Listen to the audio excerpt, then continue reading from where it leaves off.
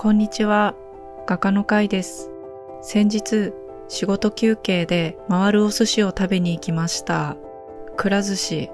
久しぶりのお寿司、嬉しくてテンションが上がります。嬉しいけど、久々すぎてこのカプセルの皿がタイミングよく開けられる自信がありません。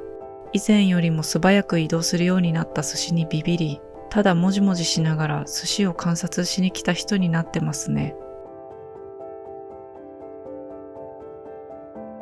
回転寿司のシステムがそもそも向いてなかったことを思い出しました。結局タブレットで注文してなんとかお寿司ゲットしました。いい感じ。醤油の加減を間違えないように気をつけてます。うまくいった。とっても美味しかったです。ごちそうさまでした。アトリエに戻ったら制作の続き。最近夏の展示に出品予定の小さめの作品を何枚か同時進行で取り組んでおります。計画を立てて進行していますが、書いていると書きたいものが他にも湧いてきて、収集がつかなくなってきています。時間が無限にあれば、といつも締め切りが近づいてくると考えている気がします。最近この自作の机がお気に入りスペースになっています。自作といっても画板をイーゼルに寝かせるように設置しただけの仮設エリアですが、椅子の高さとか机の大きさが集中しやすいような気がしてます。集中のしやすい環境はその時によって違うので、床だったり机だったり、アトリエではなくて家だったり、はたまた外の作業スペースを借りたり、様々です。小鳥の作品も久しぶりに何枚か描いています。紙の作品は失敗してもキャンバスみたいにヤスリで削ったりできないので、いつも緊張。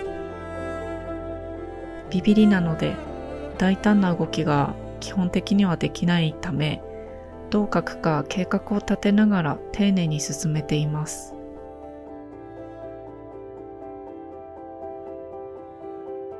小鳥の作品は自分が好きで集めているモチーフを絵の中に描いているのもあって、常にお気に入りのものが視界に入っていて触ったりもしているからか、癒し効果がすごい。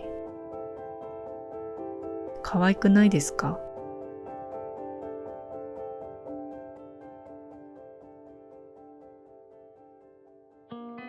アクセサリーは私自身はあんまりつけないんですけど、衝動買いを繰り返して知らないうちに結構集まってきています。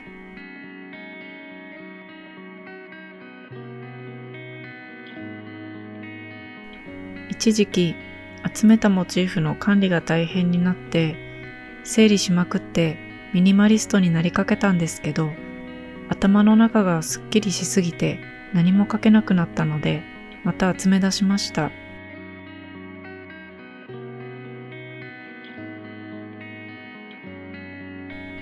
写真でもいいかなと思った時期もあったんですが、写真だとなんか飽きてしまってワクワク感が薄れてしまうんですよね。私の場合は実物を見たり手に取ることが大事と分かったので、また気兼ねなく可愛いものを集めていこうと思います。紙の作品が乾き持ちになったら違う作品にも取り組みます。最近は実験的な作品も多めです。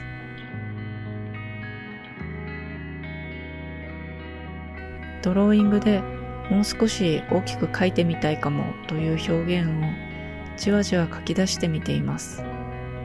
完成像もわからないけど、制作において未知のワクワク感があるのは秋っぽい私にとっては大事な要素かもしれません。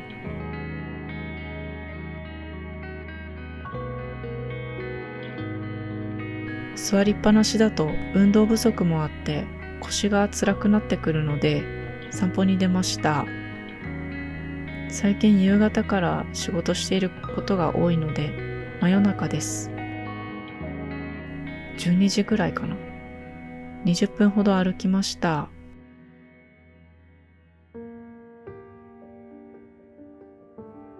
戻ったら続きの制作です。慣れない仕事にもチャレンジしていきます。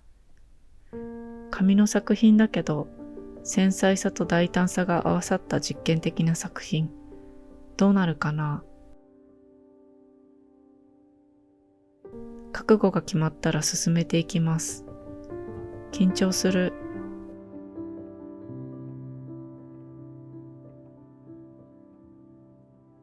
こういう仕事もビビらずにもっと大胆にできたらと思いますが、それはまだまだ修行が必要そうです。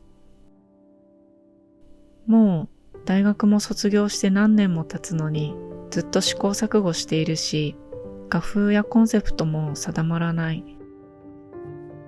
別名義で全く違う方向性で何か作ってみたいなという計画もちょっとあって、定まるどころかどんどん変化というか分散していきそうな感じです。どんな形になってもずっと作り続けていきたいなとは思っているので、不安はたくさんあるんですが、目の前の作品一つ一つと向き合っていかなくてはなと思っています。ただ、真面目に向き合いすぎても、書かなきゃとか義務感が強くなりすぎて、苦しくなって手が止まってしまうということも、画家あるあるなんでしょうか。私の場合はよくあるので、その時は絵の具遊びをしたり、好きな場所に行ったりして、うまく向き合っていきたいところです。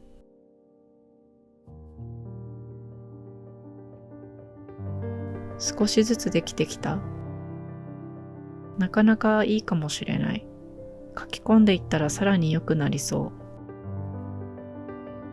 う。こちらは撮影も忘れて進めていたスズメの作品。完成が近づいてきました。完成が近づいてくると、集中して一気に仕上げちゃうので、途中の撮影ができてないこともとても多いです。この作品も途中でなかなか苦戦して必死すぎてそこからの記憶がありません。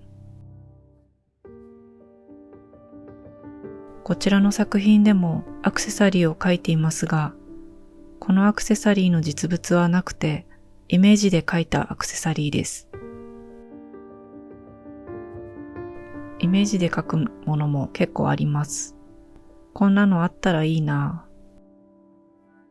いろんな部分を組み合わせてイメージで描くこともかなり多いです。スズメは資料を見ちゃうと描きすぎてしまうので、途中からはあえて見ずに描いていきます。いよいよ仕上げです。サインも入れました。この後バーニッシュスプレーをして撮影をして作品情報をまとめてパネルから外して額装したら完成です。まだまだやることたくさんですが、頑張るぞ。じゃあねー。